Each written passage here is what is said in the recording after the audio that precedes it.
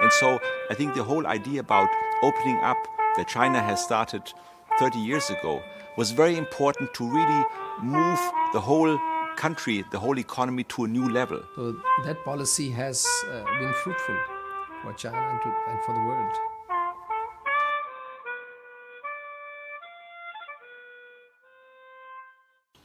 So the interaction between the global economy and the Chinese economy is an inevitable consequence of economic development being prioritized.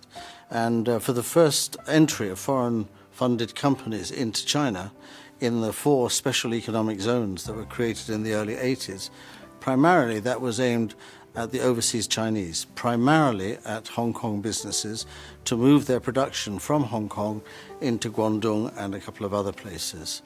And then later, as that was shown to be successful and in the interests of the Chinese people and the Chinese economy, so it was broadened to other countries, other peoples, and a wider area of activity. You know, openness has to do with really creating opportunities for many, many different players, which also means more competition. More competition means higher productivity, innovation, better ideas, better growth, better standard of living. And so I think the whole idea about opening up that China has started 30 years ago was very important to really move the whole country, the whole economy to a new level. Yes, I think we have seen, many Chinese companies really engaging internationally in Asia and around the globe. And I think, again, it's very important because it means the capabilities of Chinese companies are brought to bear for the rest of the world, not just as a provider of cheap products, but also as investors, as companies who bring innovation. Well, I think the contribution of Mr. Deng Xiaoping is recognized world over. And he started the process of opening up of China.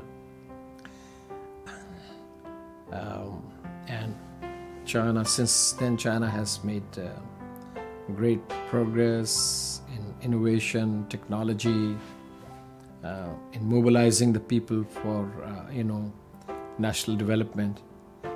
He had that vision that China, being such a big country, can make progress only when it interacts more with the outside world and, explores opportunities rather than being a closed economy.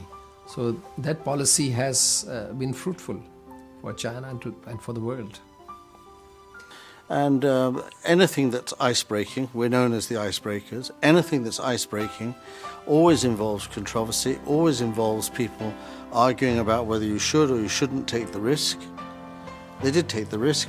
They knew us. They knew we wouldn't try and fool them, make idiots of China or anything like that at all.